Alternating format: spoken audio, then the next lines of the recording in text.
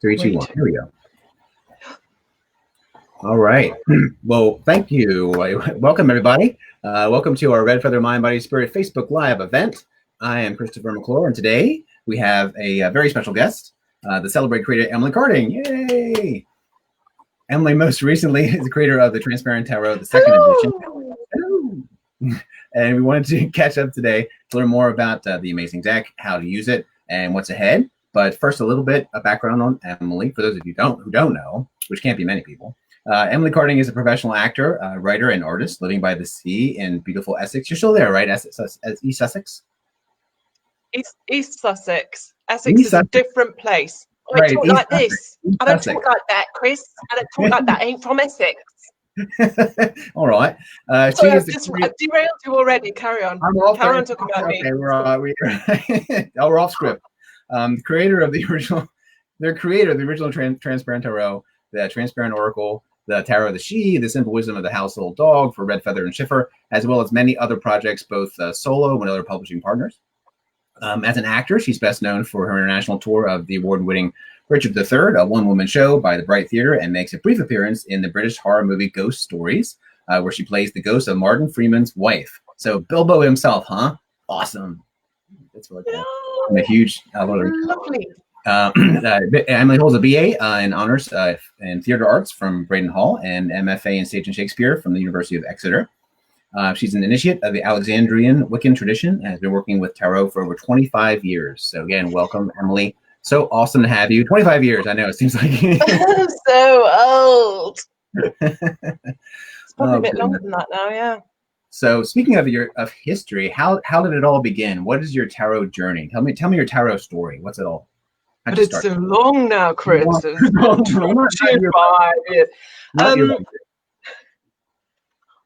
I don't have a particularly close relationship with my parents, but my mum was into tarot as a teenager before she met my dad and sort of gave it all up.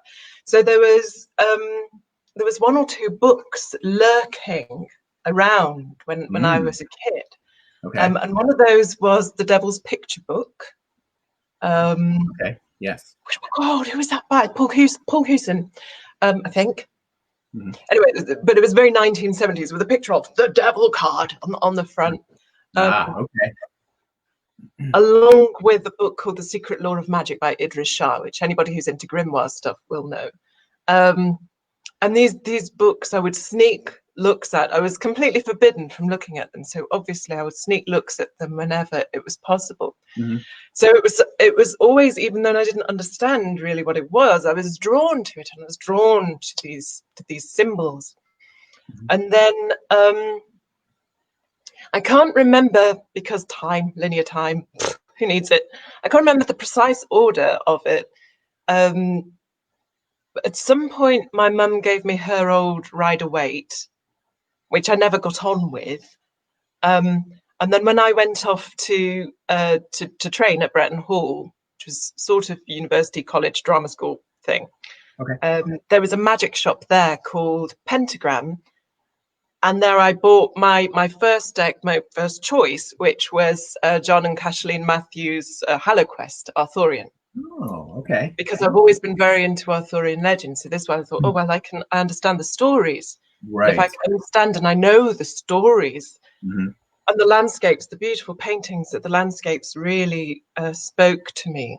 Mm-hmm. I can read these intuitively. So that I can't remember precisely what order that was, but I really didn't get on with this specific copy of the Rider-Waite, which put me off the Rider-Waite for a long time. It would only give negative readings. It was I tried cleansing it, and it never really took. So I kept it wrapped up and just put away for ages. But I started off with around the age of 19-ish, then with the Arthurian HalloQuest, swiftly followed by the closest I had at that time to a Rider-Waite clone, which was, to call it a clone seems very insulting. It followed Rider-Waite imagery and symbolism, but the Sacred Rose by Johanna Sherman, which I just adore.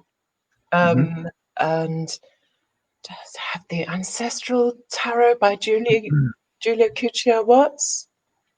These were like Yeah, these Yeah. were my Right. core favorites. And I would do readings for people at drama school and so on, and very much read in my own way at that point, Mm-hmm. which was very, very intuitive. Mm-hmm. Mm-hmm. And so with tarot, that was where I was for years. And I sort of collected a few decks and acquired more, and for the art, and I would read them in a very intuitive way. And then lots of life stuff happened during this time. Quick summary: got married, spent a few years not doing much, particularly creative, not much, bits of theatre and working in the London dungeon, scaring people for a living and things like that. And slowly finding my way on my magical path, spending lots of time in nature and stuff. Yeah, so I was married. I had a child, and I swiftly after that got left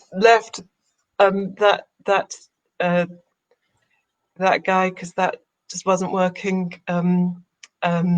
And went straight into another relationship. This is there's a long story tied into my various marriages and divorces. I've been married and divorced twice. Anyway, so this first marriage and divorce and subsequently moving in with somebody I hardly knew, led to much more access to magical training and shamanic work, because this new partnership was with a guy who was at that time running a course called Merlin's Wisdom, which had started off as something that John Matthews had influenced, and then sort of went off in its own way. So then I got to know John and Caitlin Matthews in person, and lots of other people. And it was through that work and sort of feeling much more in touch with myself after having a child. At that point, lost myself for a little while, working with the particular symbol that John Matthews discovered called the glyph of the she, and in journey work was told to incorporate this symbol into my artwork. And it was really through creating the first deck which I created, which wasn't the first one to be fully published, but the first deck that I created was the Tarot of the She, which is very much a channeling process. But as part of that, studied in depth various interpretations of all of the cards. So I had at that point, thorough knowledge of what every card meant in various traditions, so that I could bring that to that deck. Right. But I wanted to enable people to read in the way that I started off reading, intuitively. I wanted to create images that contained all of this knowledge instinctively, so that people could access it through the images. Right. And so that's a very long sort of background.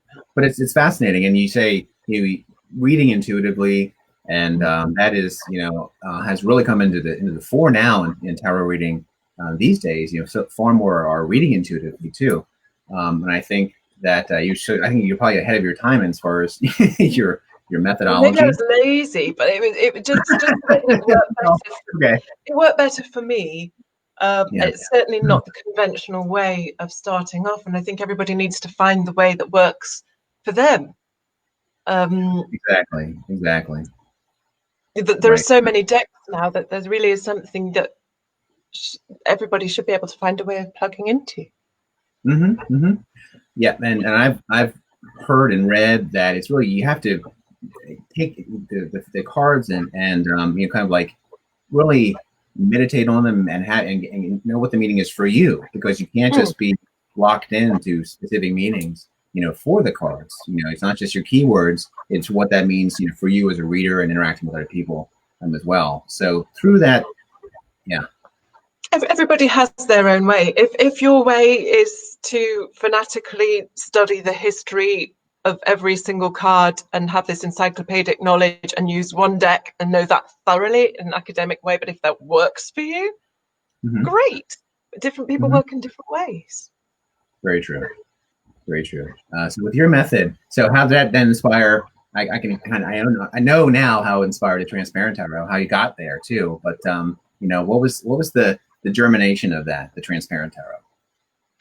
The transparent tarot didn't germinate at all. It burst, fully formed into my head at 3 a.m. Oh goodness, at Loch Lomond in Scotland. Uh-huh. Painful.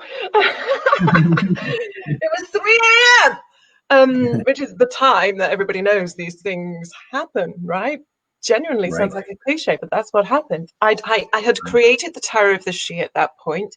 It hadn't been published in its full form, but it had been published as a majors only by an alchemist up in Glasgow called Adam McClure, who has an incredible collection and also publishes just the most beautiful works on alchemy.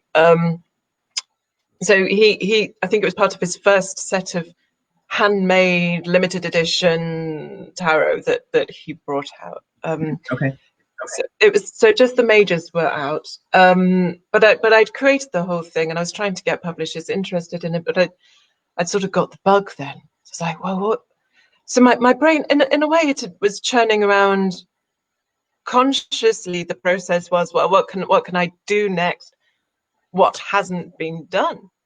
But on a conscious level, I was just thinking themes, I didn't know. And I thought, well, everything's been done. There's a freaking gummy bears tarot. What hasn't been done?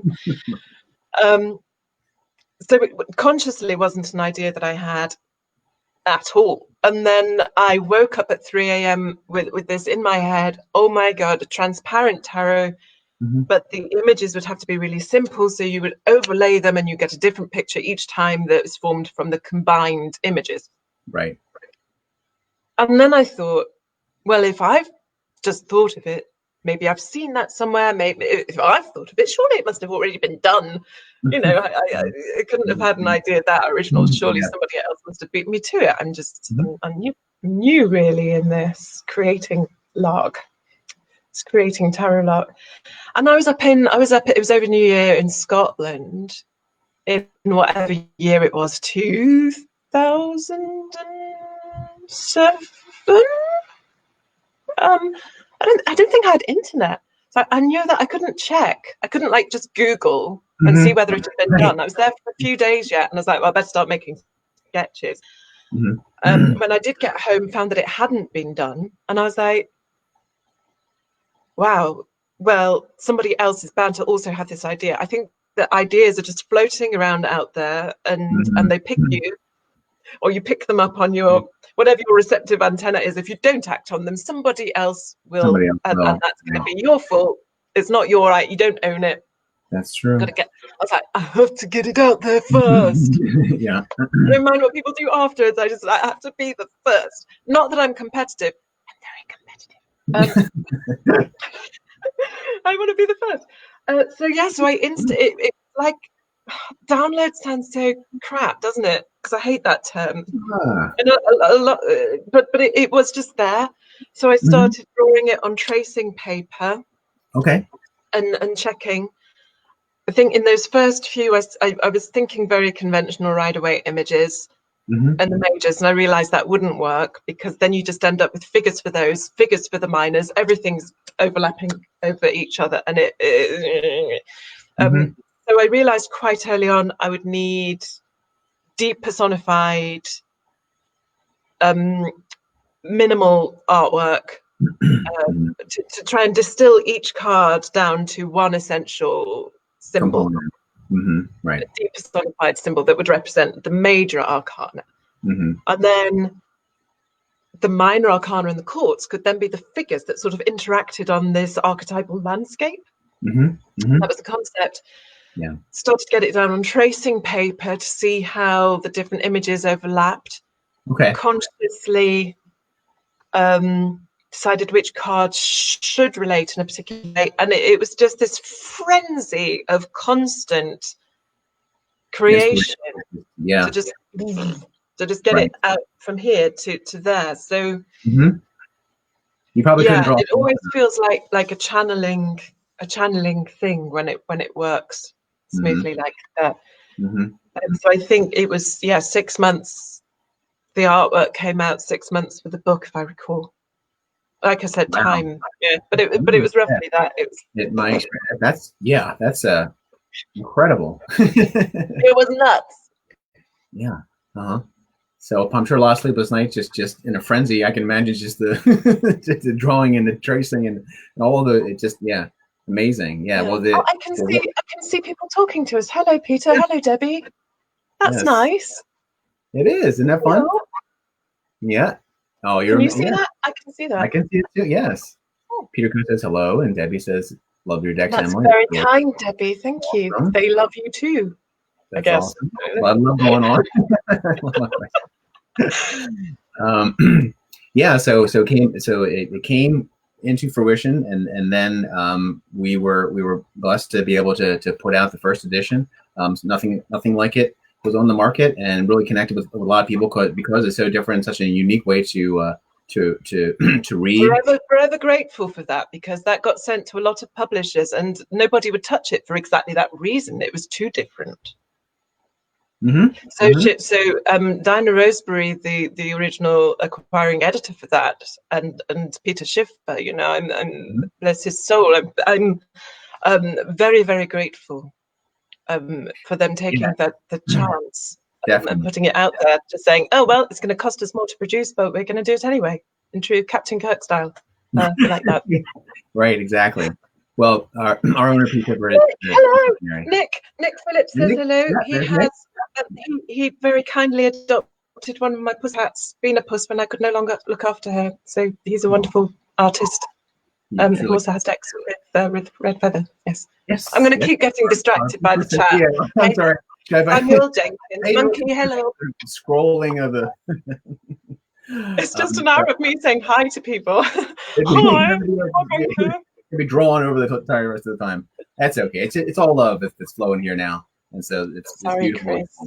No problem. No problem. This is a free flow thing. It's talking about because it's exciting. It's exciting. So what's different about now with the second edition? How is it different than the first? It's got tweaks to it. So what was the process like that? I've slightly taken it all out of the box because I knew that would take me time. So you're not getting the full effect. But to start off with, you get the card. The cards are essentially the same, but they've got a slightly paler silver border to them, except that there was a really unfortunate sort of stickiness that coated the first edition that you had to like go through a cleaning process with them. I don't know what that was in production. I would get messages about it all the time. I'm like, I don't know. I'm just the artist. I don't know why they're sticky. Just wash them, I guess. These are not sticky. They're so clear. Just the color is bolder. So the print quality on the cards themselves, the designs are the same, but the quality is so much better. I'm so pleased with them. So you get the cards, obviously. The book is now in full color inside and has my camera is not mirrored and it's throwing me off. Let me try and find something pretty to show you in the book. So, you know, it's full color throughout. For example, there, it has extra sections on how to use the deck in combination with other decks. It has a section which was inspired by a workshop I did for Tabby, whose mug I'm sporting today. Oh, look how it all links in. Oh yeah, we were talking earlier before. We're doing competing mugs. And bats. So yeah, I have the famous bats mug, which she's love. I love San Francisco. A vintage bats mug, please. So yes, please, I'd like another one. Tell us, huh? So yes, so there's a section in here that was inspired by an original workshop that I've run only once for the Tabby conference, and that was on creating sigils with tarot, specifically with the transparent tarot, but it's a technique that you can adapt for any tarot. And there's also tables. I was like, what do you call them? Tables with keywords and meanings and so on at the back.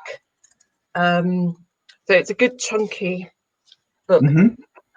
The cloth is nicer. It's kind of So it comes with a cloth because you need a white or silver shiny background to read them on. So you've got, it just looks like white, but it's nice. It's very nice. You'll like. It's good. It's good.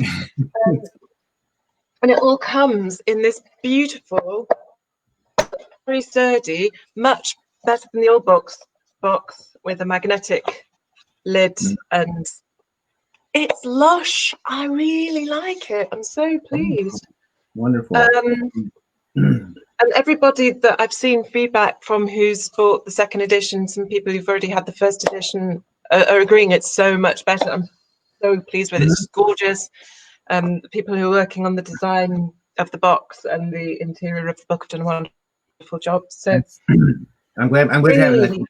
Those are the things that we were really concerned about. We wanted to listen to the consumers, those who liked the deck but had certain things that they thought could improve, such as the actual cards, the stock themselves, which is unique, the sticking and box style and all those kinds of things. So that's customer feedback, really. So how can we make this? Yeah, I mean, Pete called me up and he said, "Well, what do you want to see what do you want to see that's different? What do people want?" And I told him all the feedback that I'd got about the packaging and the stickiness and things, and it's been absolutely acted on. So exactly, super pleased. Right. Plus with the reading on other cards, I mean that's really where this also comes alive.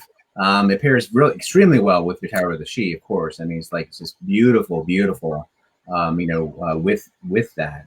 And it's wonderful that they're the same size. I know. That was a discovery for me too. Obviously, they're both out of here or through here, wherever they both come from. But I never expected some of the synchronicities of the way that the images overlay. They're very, very different styles. The Tower of the She is packing every possible symbol into this image, very colourful, very detailed, and the transparent is extremely minimalist, which is not my natural style at all. And if you were to look around my flat, you see, this is not a minimalist person. not at all. I'm definitely Tarot of the She is much more me, and then the transparent tarot was like, don't even know. But it's like for each other. I mean, they just go so nicely, so beautifully together, and it reads well on a variety of decks, not just those, but it's just it's universally adaptable, I think, to other decks as well. So which is just brilliant. Which I think is almost like you say downloaded. I would say almost like divinely inspired, or it's something came through that this had to happen, and you were the perfect vehicle for that to happen, to create this beautiful new way of approaching the tarot. So it's just amazing, So now, do you read like tarot often yourself, for yourself or others, or what's your state of tarot reading right now? The state of my tarot reading is I do, as part of my nightly devotional work, I pick 3 cards every night.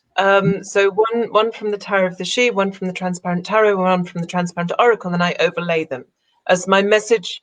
The intent is as my message for the next day. Strangely, in practice, it always turns out to be relevant to the day after that. I don't seem to be able to tweak this. It's just what they want to do. I'm fine. I have to try and work backwards a bit. Maybe if you do like for your morning meditation, then it would be like sync up. Maybe like by the next evening, for the next day.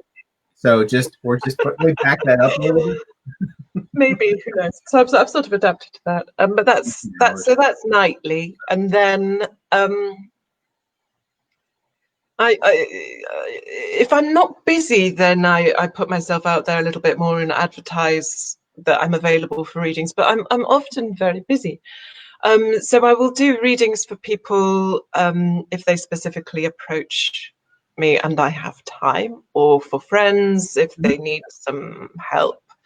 It's just a very natural and organic part of my life. Quite often it will be people just quickly messaging me saying, "Can you just pull a card for me on this?" Because it's just a natural extension and organic part of my daily life, I think. But I don't refer to it often for decisions, but it's always there. There's always an awareness of it there and a conscious thought of it. around. It's a component of And your. plus, I still keep my eye out. I don't collect decks as much as I used to because I don't have infinite space, but I sort of keep my eye out for shiny things as well. No, shiny things are hard to avoid. I hear you. So, do you feel that tarot has changed much? For me, I think it's really gained a lot more acceptance. It seems, especially in the last like 5 years, it seems to really exploded in popularity and interest there. Have you found similar in relation to where people were going with tarot? It seems like come out from the shadows, I guess. Really, that's the way I could say. Yeah, it seems to have taken quite a prominent position in pop culture over the last few years. Yeah. Witchiness is in and has been for a little while. Witchiness And is I think all that's part of a sort of accelerating movement in disillusionment with the conventional and with the establishment. So it's taking on this mode of rebellion of what is known into the unknown, I think. In these crazy, crazy times that we're descending into, people reach out to try and make sense of them. So I think it's much more than just what would appear on the surface to be a fashion movement. I think people are starting to seek out older ways or more hidden ways of making sense of the patterns of the world, because consciously it's very difficult to make sense of the world at the moment. So I think that may be what's going on. So yes, much more mainstream, much more popular, and also much more individual power in terms of putting your work out there. Much more decks on Kickstarter, etc. So there's less dependence on publishers such as yourself, but people are now starting to self-publish a lot more. I think that's been the trend in the last few years. So if anybody who has an idea, and these seem to vary from very, very quirky and perhaps not so marketable ideas, but there's always a market for any deck with collectors, to very, very highly polished and beautiful pieces of art. People can just crowdfund them and make them available to their audience, which is interesting. It's fascinating, really. I've seen a lot of more artists just even use that as a template, because it's something it has a story tradition, but taking that template and as a launching point for their art. We used to do, well, not this year, but we used to do New York Comic Con, and there's an area there called Artist Alley. The last time that I was there, I can't tell you how many kiosks I went into and say, hey, I love your art. What have you thought about doing a deck? Like, you know what? I'm actually I'm working on a deck right now. So you're right. There are a lot more people who are using it, for their art, but also too on that personal journey. They're looking for their own, way in the world, and a lot of people are using tarot to get those answers and to make that way. And I'm sure they're incorporating, as you do, into their daily lives, and just using it that way as an enhancement of their own paths, too. So I want to talk a little bit about like this other big side of yourself, which is the acting side. I'm fascinated about that. We haven't get a chance to talk about that very often. So how does that balance out? I mean, I've seen snippets of your Richard III, just amazing. Thank you. How does it all kind of weave together? I mean, the metaphysical and the tarot and the acting, or is it? Yeah. It's been. Weaving is a good word, because up until quite recently, I think it's been more of a pendulum that swung one way and then another. So since I had my child, she's now 17. So I trained originally in theatre, and then I left it when I had my child. Because unless you're very established and can afford childcare, and also you want to just abandon your child for months at a time, you can't really. It's very difficult to pursue an acting career with small children. Kudos to people who are managing it, but it's very difficult. So I left. I wasn't working in that industry at all for all of the time I was creating my decks. That was purely what I was doing. I was an artist. I was a writer. I was writing esoteric works and so on. And then the pendulum swung back the other way, back in about 2011, when I was very inspired, and it's just constant, like, literally hit me on the head one day. When I say literally, I do mean literally. I'm not misusing literally. I was on. It was when I was living in Cornwall, and the internet was a bit rare. And I was on my phone in bed, but I was holding my phone at like this kind of angle to get a signal. Yeah. Okay. It dropped on my face and hit me in the teeth. Okay. So it literally hit me on the mouth. And when I picked the phone up again, it was on the Complete Works of Shakespeare app that I hadn't. I was like, oh. Okay. And I had been thinking about how I'd like to go back and maybe do an MA and retrain again back and start trying to do bits of theatre again. So I took that as a sign. And I managed to find a course that was not only just about commutable from where I was in the middle of nowhere in Cornwall, but there was a course in Exeter that was an MFA. It was specifically Shakespeare as well, which is my big love. So then the pendulum completely swung in that direction because I had no time for anything else. So my daughter was then old enough to have other people look after her during the day when I was off doing this. And what I thought would be like a part-time commitment ended up being like 12 hours a day making work. It wasn't really learning acting. So thankfully I'd already done that back in the 90s when I trained at Breton, but it was studying the works of Shakespeare and how they can be used as raw material and how to stage the plays and how to make your own work and all of these things that were so useful, but that completely took over my time. And then that frenzy of creativity again, making that work during the MFA just continued to leak over into after graduating from that. It just continued with the work that I met, that Richard III, a one-woman show that I've toured around the world with, was made with Kolbrun Bjord Sigfusdottir, who I met on that course.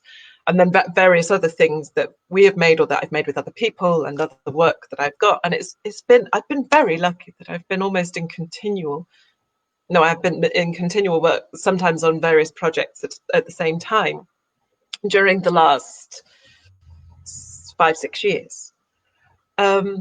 And then this last couple of years, well, there's always been a synergy, I think, and a connection between those two parts, because I do feel that actors, no matter what they practice or believe, are a kind of magician in themselves. This transformation and this channeling that you go through when you create a character and you're manipulating energy in a space, particularly in theatre.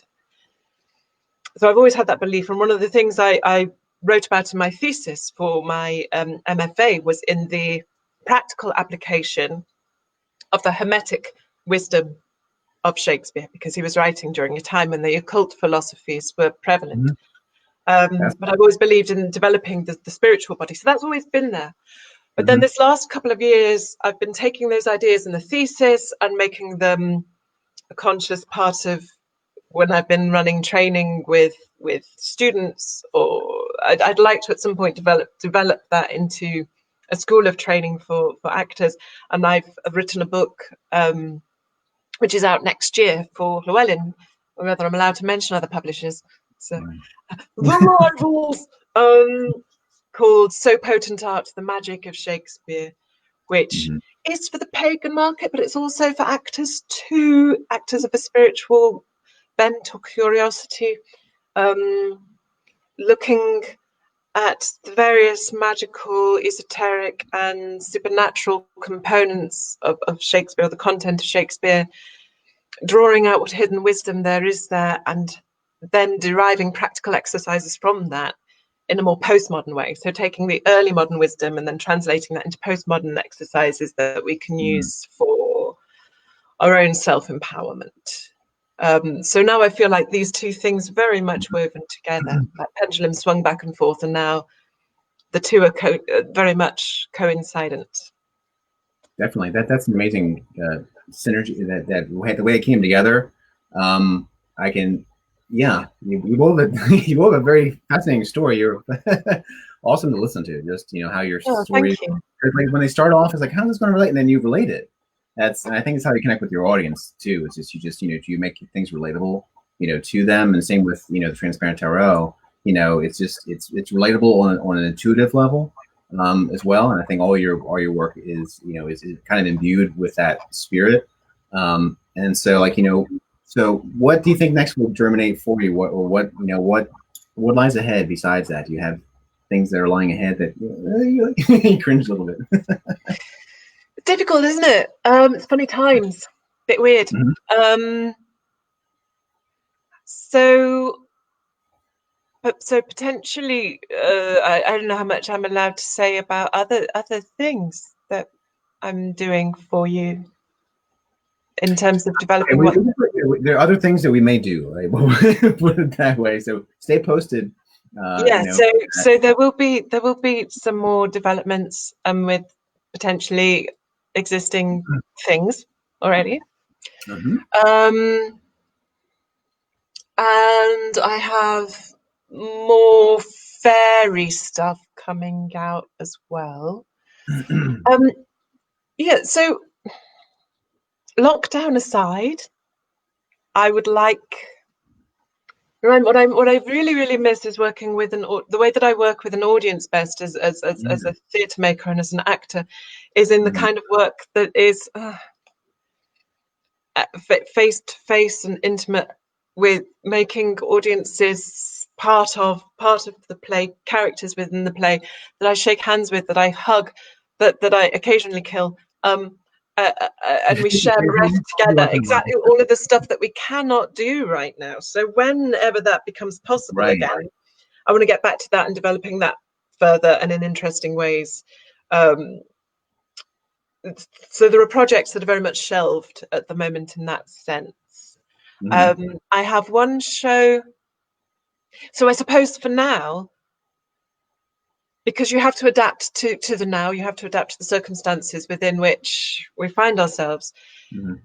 I've been very much enjoying this strange medium for performance. So Zoom particularly, I've participated now in several Zoom theatre projects. Okay. Most notably, the show must go online. So any excuse to give these guys a plug. All of the shows that have been so far are on YouTube. But the show must go online are working through the complete works of Shakespeare as live Zoom performances. I was in the very first one, but they have hundreds of actors applying every week. So I've been very, very lucky that I've been in 3 so far. But there's now only 8 to go. And it started off as just a simple reading with a couple of clever prop passes, and it's now developed, like production standards have gone way up, and they're so inventive every week. But it's every Wednesday at 7 p.m. BST. But so that's been exploring a whole new mode of performance and how to engage with an audience when you want to. You want to talk to somebody face to face, you want to look them in the eye, you're actually looking at a little dot next to a little dot on your laptop, but you want to convey that same energy. Right. The fact that you can actually do that has been really interesting. So developing that digital medium further, because who knows how long we're going to be under these restrictions for. I have one show called Quintessence, which I wrote myself. It was originally commissioned for the London Science Museum in 2018, I think it was, as part of their Frankenstein Festival. It's a sci-fi show set in the far future, where humanity's wiped itself out. Sorry, guys, it's not very cheery. But an AI is charged with recreating humanity when the time is right, and they're left with the complete works of Shakespeare as a guide to what the human spirit is. So this is a solo show where I play the AI, and I'm addressing a new breed of humans, and I'm telling them where they've come from and explaining what Shakespeare has to say about the human spirit, and there's a twist in it and all of this stuff. And this is one that I think I can adapt to the digital medium. So when I've got time, I'll be interested in looking at that. I mean, coming up immediately, I've got 2 more online performances coming up with different companies in the States who I wouldn't have been able to work for otherwise. So that's a joy. So there's been significant silver linings. And contacts and new friendships formed over this weird time. I guess I could plug those. I could plug those. Sure, go ahead. There's The Gaming of the Shrew with Rosedale Shakespeare Company, which is on at a time on October the 3rd. Google it, I don't know. And then there's Twelfth Night. Gaming of the Shrew is sort of based on Taming of the Shrew, with a very feminist angle, but it's a group of friends who are doing a role-playing game based on Taming of the Shrew, and I'm playing the game master in that. It's very drunk. It's very fun. And then I'm doing I'm doing Twelfth Night with Food of Love theatre company, who are based in New York. They're an award-winning theatre company in New York, and they do immersive shows, and they've been adapting their immersive qualities to online as well. I'm playing Fest Day for that, and that's coming up in November 13th and 14th. But yes, and I think in the further future, I think making work that combines my magical and spiritual practices with my theatre practices is really what I think I should be doing. I'm feeling that for you too, that other kind of synergy there. And it's amazing how, everyone has had to adapt to these situations, and things. And, in the realm of tarot and cartomancy too. I mean, readers, there's the experience of reading is totally different, online versus, in person. So that's really a challenge. But within those challenges, there can be innovation, as well, and new ways of approaching and connecting too, even if it has to be long distance. And you get the opportunity, as you're saying, to work with people from you might not work with otherwise, or from around the world in different ways. And absolutely, I've made so many new contacts and friends around the world through this work. That it's been such a blessing. It really has. That there can be connection in such apparently disconnected times, in such isolated times. So we'd be physically isolated, but we can still be spiritually and energetically connected over great distance. Exactly. So speaking of connection, are you available on social media, and can your readers and followers interact with you? And I'm far too available on social media. Far too available. I'm on it far too much. Yes, and I'm very easy to find. Just look for Emily Carding and you'll find me. There's also a woman in New Zealand who does interior design. That's not me, but not you. I'm at Emily Carding on Twitter, and I have a couple of Facebook pages. I have just Emily Carding, which is my artist and tarot page, and then I have Emily Carding, actor and theatre maker, which is my actor theatre maker page.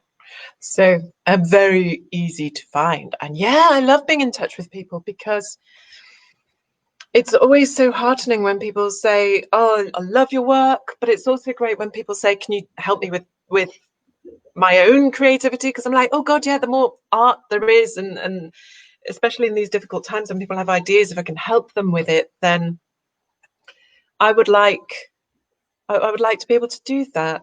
I've said that I look at successful people and I think, well, if you've got to that point, then you should be helping those people who've come up. And I don't necessarily think of myself as being in that position, but if people feel that they want to reach out to me for help, then I'm like, well, I guess that's, yeah, wherever you think you are, somebody else thinks of you in a different way. But yeah, any way that I can engage with people or support with people, I'm all about connection. As anybody who knows my work will know that. And the Transparent Oracle is very specifically about the interconnection of everything. So yes, I'm now and even your simple wisdom of household dog, I think, is really fascinating. It's good. Oh, right, yeah. I'm wearing my Albus Dumbledore shirt. So Albus Dumbledore was the greatest dog, possibly one of the greatest beings that's ever existed. I unfortunately lost him in the divorce, but I was able to visit him, and I was hoping to visit him one last time this spring, but sadly because of COVID I wasn't able to. And he recently passed away, but we made a day together because I'd been doing all of these very high concept esoteric things, and I remember all those years ago in Cornwall looking at Albus Dumbledore and thinking, if he was to make a deck, an oracle deck, to help humans with this complicated world that we live in, what would that be? And it was it was simple and beautiful. It was things like stick and joy and freedom Exactly. and Yeah. dog things. Yeah. And I wrote it so that it was part the voice of Alba speaking and then me explaining the sort of the human perspective. Mhm. And it sort of came out at a time when I was just starting my MFA, so I didn't really plug it that much, and it never really quite took off. So it's quite sad. So if people want to go and check out the simple wisdom of the household dog, because whenever I've used that as an oracle, whenever I've gone to that for help, it's been quite profound actually. It's really Mhm. quite lovely, just a one card. It is Simple. profound. When you need I things know to just be simple. it's amazing. Everything you do is amazing. But the way Oh, thank you. that connects into such a simple. I'm a dog lover myself, and so it speaks to me. And I think it was ahead of its time. So its time is yet to come with that. So I do. Somebody's recommending interior designers in New Zealand because I mentioned that there was one with my name in. In fact, I think she might be in Australia. So sorry, Ashley, but that's good for you. Niche knowledge there. That's you never know when you have open comments. Go ahead, plug it. So, but again, thanks to all the people who are sending the love here, Nick and Maureen and Samuel, just wonderful. Thanks for interacting with us here, and thank you, Emily, for all of this. This has been an amazing experience. Thank you so much. Thank you. Being a part of this, and I think we've made connections. Here, it's great. It's great. Transparent Tarot, second edition is available on redfeathermbs.com or wherever decks are sold. So, and I think we're just about out of time there. And yeah, it's going to probably do it for today. So thanks to everybody, and have a beautiful day. Thank you so much. Take care. Thank you. All right.